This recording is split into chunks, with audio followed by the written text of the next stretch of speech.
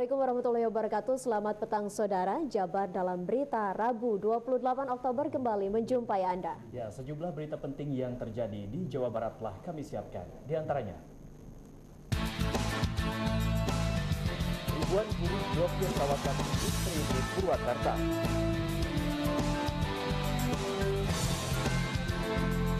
Usai makan siang, ratusan santri keracunan.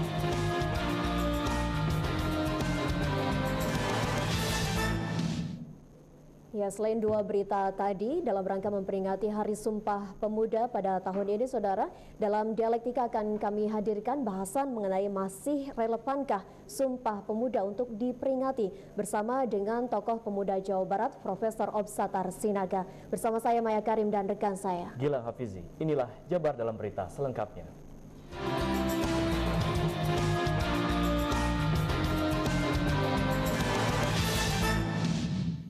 Informasi pertama kita awali dari Kabupaten Purwakarta. Ribuan buruh yang tergabung dalam FSPMI Purwakarta, Jawa Barat Rabu pagi memblokir jalan kawasan Kota Bukit Indah. Para buruh menuntut agar pemerintah membatalkan peraturan pemerintah yang membuat aturan terkait kenaikan upah buruh sebesar 10% mulai tahun depan. Akibat aksi blokir jalan, seluruh arus lalu lintas di kawasan ini lumpuh total. Para buruh berorasi di pusat kawasan sehingga melumpuhkan arus kendaraan dari berbagai arah. Aksi ini juga dijaga ketat aparat kepolisian Resort Purwakarta. Aksi pemblokiran ini dilakukan sebagai respon dikeluarkannya peraturan pemerintah terkait mekanisme kenaikan upah minimum provinsi yang akan mulai berlaku tahun depan. Salah seorang peserta aksi mengatakan seharusnya pemerintah melakukan kajian dengan melihat kondisi kesejahteraan buruh yang berada di daerah, bukan hanya di tingkat provinsi. Aksi pemalasannya sebelumnya kita lakukan di Disnaker beberapa kali dan menuntut kepada pemerintah, yaitu yang pertama hapuskan atau revisi PP nomor 78 tentang kenaikan upah, tentang upah minimum kota. Kita minta upah KHL-nya jangan ditinjau selama 5 tahun sekali. Yang kedua, upah tidak boleh naiknya hanya berdasarkan inflasi atau pertumbuhan saja. Terus yang ketiga, kita minta UMK tahun 2016 naik upahnya minimal 22–25%. Aksi yang dilakukan di kawasan Kota Bukit Indah merupakan aksi lanjutan beberapa hari sebelumnya, namun kali ini melibatkan jumlah massa yang lebih besar dan gabungan dari berbagai serikat buruh seperti KASBI dan SPSI serta FSPMI. Bistambargo TV Jabar melaporkan. Ratusan santri di kota Tasikmalaya, Jawa Barat Selasa sore mengalami keracunan setelah makan siang di pesantren. 33 orang diantaranya terpaksa dilarikan ke salah satu rumah sakit swasta.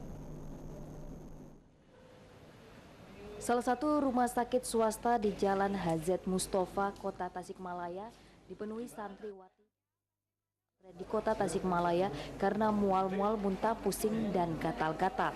Para santri yang mengalami keracunan ini setelah 1.500 santri makan siang. Namun selang beberapa menit, banyak santri dan santriwati mendadak alergi, muntah, dan pusing.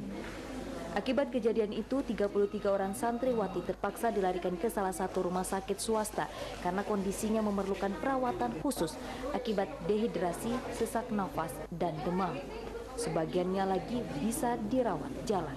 Makan siang dengan menu yang rutin seperti biasa. Nasi dengan ikannya adalah ikan tongkol atau ikan laut. Selang beberapa saat setelah mengkonsumsi nasi dan ikan laut itu, kemudian ada berita anak-anak terserang gatal-gatal, kemudian kulitnya memerah, juga pusing-pusing, ada sebagian juga yang sampai sesak napas. Kemudian setelah itu kami mengambil tindakan yang dibawa ke klinik, semuanya klinik yang kita punya di pondok. Berbeda, cuma pada intinya hampir semuanya mengeluh pusing, terus mual-mual, ada sebagian beberapa yang muntah, ada yang enggak, terus ada beberapa yang seperti aksi alergi, gatal-gatal, merah-merah badannya, gitu. Ada yang memang karena mungkin pada intinya ada faktor alergi, akhirnya merah-merahnya lebih mencolok daripada keluhan yang lainnya. Kini kasus tersebut sudah ditangani oleh jajaran Polsek Cihideng dengan mengamankan barang bukti berupa ikan tongkol. Sementara untuk mengetahui lebih pasti kasus tersebut, Dinas Kesehatan akan membawa makanan tersebut ke laboratorium Bandung. Dari Kota Tasikmalaya, Tony Sontani, TVRI Jawa Barat, melaporkan. Ya, informasi lainnya akan kami lanjutkan usai jeda berikut. Jika Anda menggunakan fasilitas yang diberikan oleh lembaga keuangan seperti bank atau leasing, dan Anda menjaminkan aset yang dimiliki, sudahkah melengkapinya dengan jaminan fidusia? Jaminan fidusia memberi kepastian hukum bagi pemberi fidusia dan penerima fidusia. Laporkan kepada pihak berwajib apabila terjadi eksekusi langsung secara sepihak atas objek jaminan tanpa memperlihatkan sertifikat fidusia.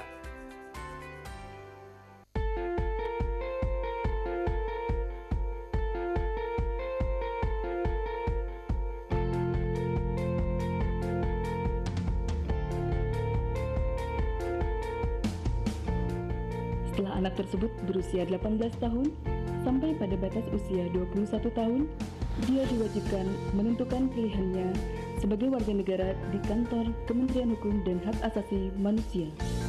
Mudah.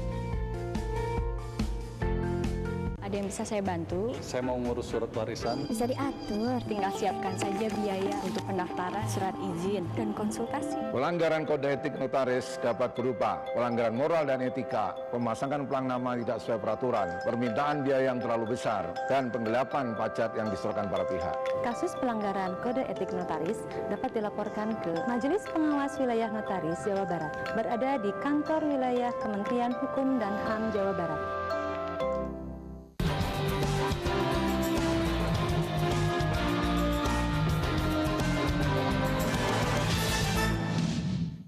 Terima kasih Anda masih bersama kami di Jabar dalam berita, dan kita beralih ke informasi lainnya, Saudara.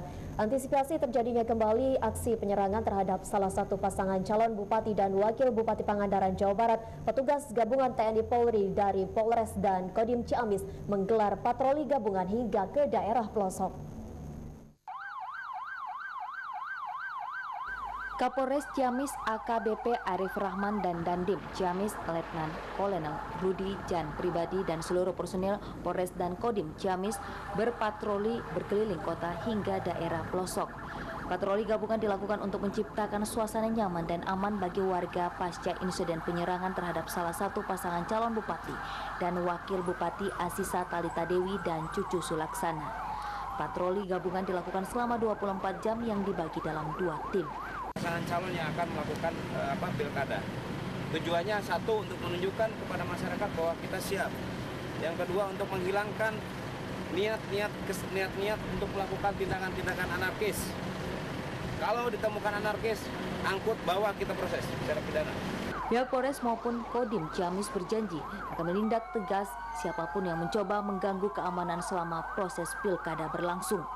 Sementara pihak Polres Ciamis hingga kini masih melakukan penyelidikan terhadap insiden pelemparan batu terhadap rombongan kendaraan pasangan calon nomor urut 2. Dari Pangandaran, Jawa Barat, Entang Saiful Rahman melaporkan. Ya, beralih ke Kabupaten Sukabumi, Saudara. Komisi Pemilihan Umum KPU Kabupaten Sukabumi, Jawa Barat memutuskan tidak menyiarkan seluruh kegiatan debat pasangan calon pilkada serentak di televisi dengan alasan minimnya anggaran KPU.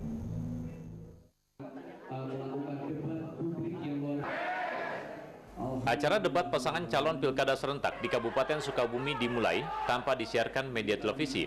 Debat pertama yang digelar di kantor Radar Sukabumi berlangsung cukup meriah dan hanya disiarkan sejumlah radio lokal. Dalam debat, calon KPU memutuskan tidak melibatkan televisi di semua sesi debat karena minimnya anggaran yang didapatkan dari pemerintah. Untuk acara ini KPU hanya mengantongi Rp225 juta dibagi 3 sesi sehingga setiap sesi hanya mendapatkan jatah uang operasional Rp75 juta. Sebelumnya KPU sudah berusaha melobi sejumlah stasiun televisi khususnya skala nasional namun tidak mendapatkan harga yang cocok dan sesuai dengan budget. KPU akhirnya memutuskan hanya menggandeng sejumlah radio lokal untuk menyiarkan 3 sesi debat kandidat dengan moderator para akademisi dari perguruan tinggi di Bandung. Dalam debat sesi pertama adalah pertarungan para calon bupati dengan tema pembangunan dan meningkatkan kesejahteraan masyarakat. Sudah hasil konsultasi kami dengan KPU Provinsi dan juga KPU Pusat, karena memang tidak diwajibkan. Itu ketika penyiaran secara langsung dilakukan juga oleh media elektronik, khususnya televisi.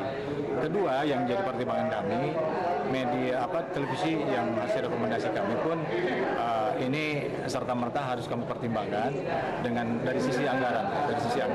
Budgetnya cuma 75 juta.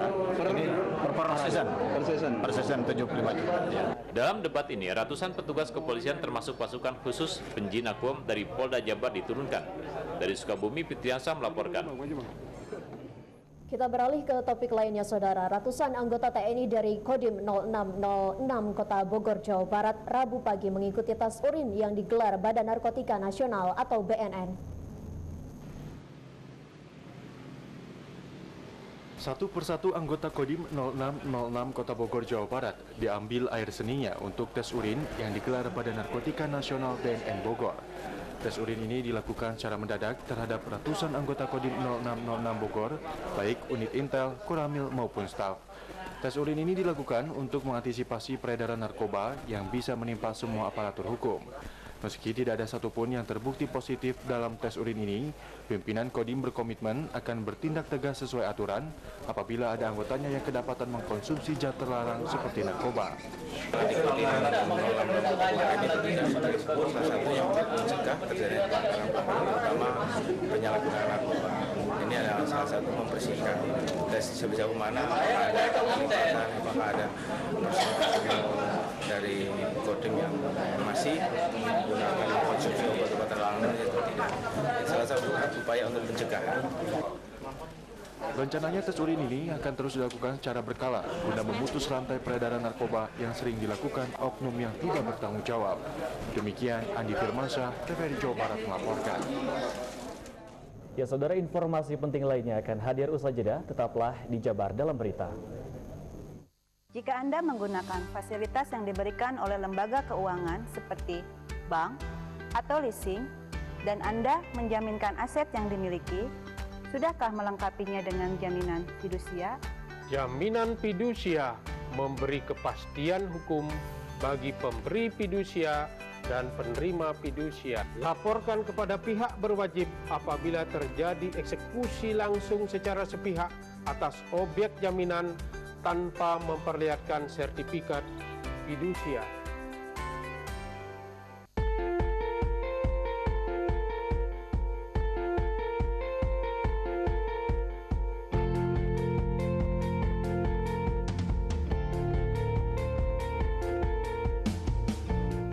Setelah anak tersebut berusia 18 tahun sampai pada batas usia 21 tahun, dia diwajibkan menentukan pilihannya sebagai warga negara di kantor Kementerian Hukum dan Hak Asasi Manusia. Mudah. Ada yang bisa saya bantu? Saya mau ngurus surat warisan. Bisa diatur, tinggal siapkan saja biaya untuk pendaftaran, surat izin, dan konsultasi. Pelanggaran kode etik notaris dapat berupa pelanggaran moral dan etika, pemasangan pelang nama tidak sesuai peraturan, permintaan biaya yang terlalu besar, dan penggelapan pajak yang disetorkan para pihak. Kasus pelanggaran kode etik notaris dapat dilaporkan ke Majelis Pengawas Wilayah Notaris Jawa Barat, berada di kantor wilayah Kementerian Hukum dan HAM Jawa Barat. Kepada Kabupaten Pangandaran dan masyarakat Kabupaten Pangandaran, saya Jantalita Dewi sebagai salah satu calon bupati Kabupaten Pangandaran mengucapkan selamat, semoga Kabupaten Pangandaran menjadi kabupaten BUB terdepan yang maju di Indonesia serta menjadi kabupaten yang makmur sejahtera di dalam berkah Allah Subhanahu wa Ta'ala.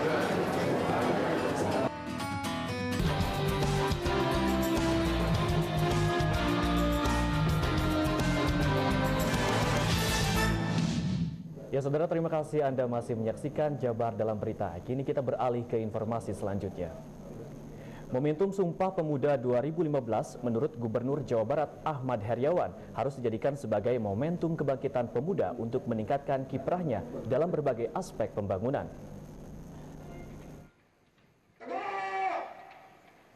Momentum Sumpah Pemuda 28 Oktober 1928 memiliki makna besar dalam sejarah perjuangan dan kemerdekaan bangsa Indonesia. Kiprah pemuda saat itu sudah mampu untuk menyingkirkan faham primordialisme dan individualisme dan mampu menegakkan faham nasionalisme. Kondisi tersebut menurut Gubernur Jabar Ahmad Heriawan harus terus direfleksikan para pemuda saat ini dalam menyikapi konteks perkembangan kekinian dengan terus meningkatkan kiprah dan kemampuan dalam berbagai aspek pembangunan. Para pemuda itu harus berpikir besar, bercita-cita besar supaya punya karya besar. Adalah sebuah pikiran besar yang mampu menghadirkan mereka bersatu padu pada tanggal 28 Oktober tahun 1928 dan lahirlah Deklarasi Pemuda. Karena pikiran besar kan. Nah yang kedua, karena mereka memandang persatuan kesatuan itu menjadi menjadi di atas kepentingan kelompok dan kepentingan apalagi kelompok pribadinya. Oleh karena itu kita bisa melihat kan betapa mereka gandrung akan persatuan, sebab dengan persatuan itulah kita akan menjadi kokoh dan kuat. Sementara itu, salah seorang tokoh pemuda Jabar yang juga mantan pengurus KNPI Jabar, Andri Wilman menegaskan bahwa dalam konteks kekinian, pemuda tidak bisa lagi berbicara dalam tataran naratif saja, akan tetapi harus benar-benar berperan secara implementatif. Momentum ini harus dipergunakan sebaik mungkin oleh seluruh ornamen pemuda untuk segera berjibaku, tidak banyak menunggu lagi terhadap suatu slogan-slogan yang sifatnya lebih pada naratif ya. Kita pemuda harus lebih cenderung kepada hal yang sifatnya aplikatif, di mana sekarang ini masyarakat, khususnya masyarakat kecil, sudah cukup sulit untuk bisa hidup di era sekarang. Untuk itu peran pemuda harus lebih banyak lagi dari tahun-tahun sebelumnya dalam kiprahnya turut serta dalam pembangunan sekarang ini. Peringatan Hari Sumpah Pemuda ke-87 tahun 2015 tingkat Provinsi Jabar pagi tadi berlangsung di halaman Gedung Sate Bandung dengan Inspektur Upacara Gubernur Jabar Ahmad Heriawan. Demikian dilaporkan Deden Kusnadi dan Edi Sutarjo, TVRI Jabar. Hari ini bangsa Indonesia memperingati Hari Sumpah Pemuda. Sumpah Pemuda yang merupakan warisan para pemuda tempo dulu saat ini harus menjadi motor penggerak perjuangan pemuda Indonesia dalam menjaga keutuhan bangsa yang direfleksikan kepada karya dan semangat.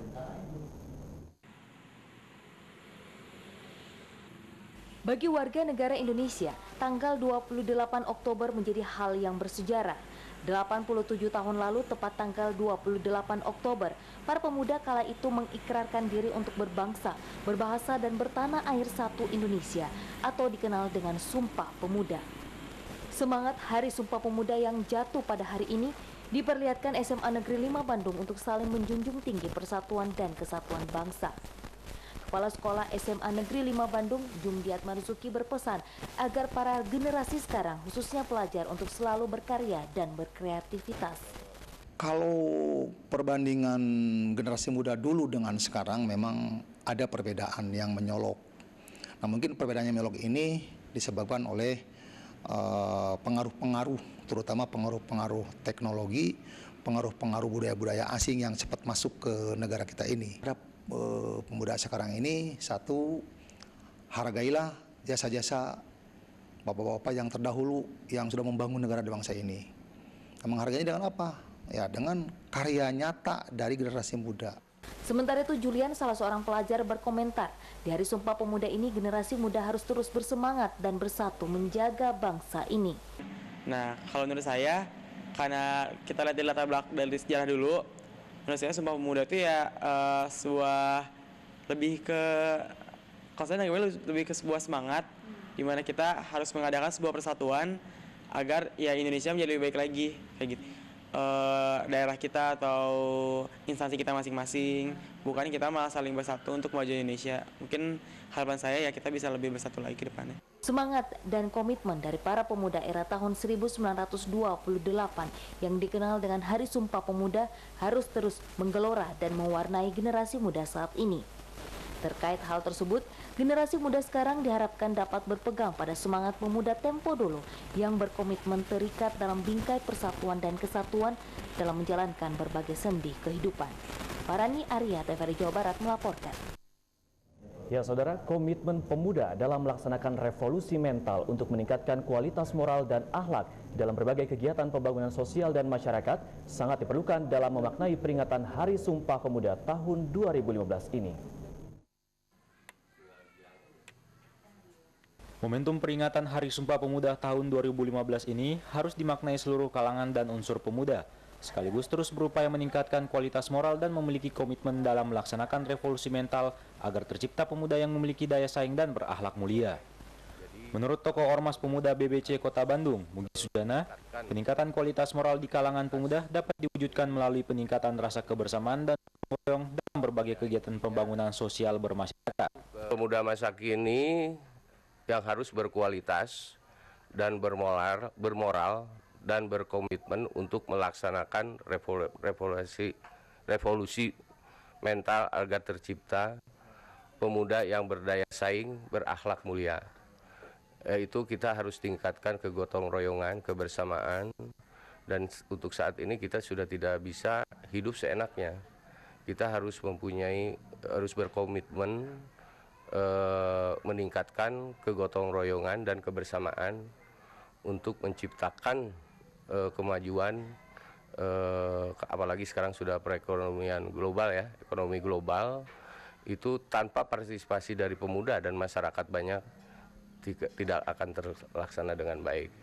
Mugi Sujana juga menambahkan, pengaruh era globalisasi dewasa ini sangat mempengaruhi menurunnya rasa nasionalisme di kalangan pemuda dalam partisipannya di berbagai kegiatan pembangunan sosial bermasyarakat.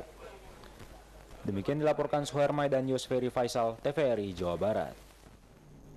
Sementara itu, ratusan siswa di Kabupaten Bandung mengikuti upacara peringatan Hari Sumpah Pemuda di halaman pemerintah Kabupaten Bandung Rabu pagi.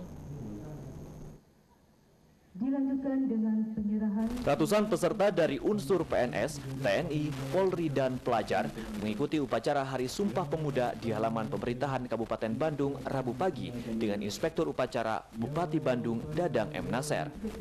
Bagi warga negara Indonesia, tanggal 28 Oktober menjadi hari yang bersejarah karena tanggal 28 Oktober merupakan hari dicetuskannya Sumpah Pemuda. Bupati Bandung Dadang M. Nasser menuturkan, Hari Sumpah Pemuda yang ke-87 harus jadi renungan untuk menyongsong masa depan. Persatuan, kebersamaan pemuda dengan gerakan, kerja keras, inovasi, dan kerja cerdas menjadi tantangan yang harus dihadapi para pemuda saat ini. Adalah Hari Sumpah Pemuda yang ke-87, ini untuk aktivitas anak-anak muda Kabupaten Bandung harus jadikan renungan, evaluasi bagaimana pergerakan perjuangan yang telah dilakukan oleh para pendahulunya dikaitkan dengan kekinian, tantangan yang makin berat.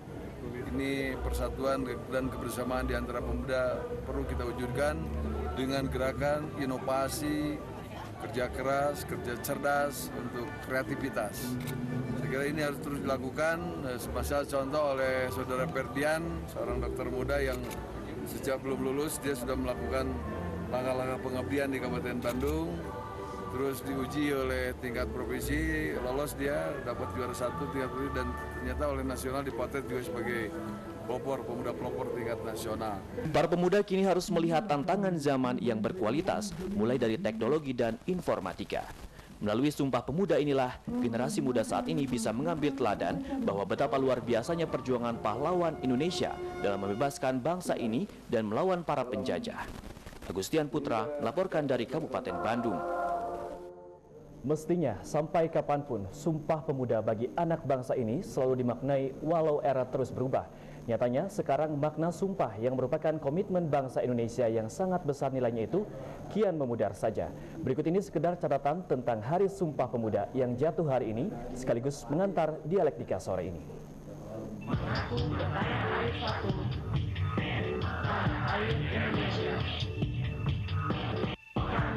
Putra dan putri Indonesia, menjunjung tinggi bahasa persatuan, bahasa Indonesia. Banyak pengamat menyebutkan, jika saja seluruh elemen bangsa ini benar-benar memaknai dan menjiwai Sumpah Pemuda, negara tidak akan terlalu banyak diguncang persoalan. Indonesia barangkali akan seperti diharapkan para pendahulu, yakni Gemaripah Loh Jinawi. Indonesia pun akan relatif bersih dari tindakan korupsi atau kejahatan lainnya yang saat ini menjadi musuh bersama para pendamba kebenaran.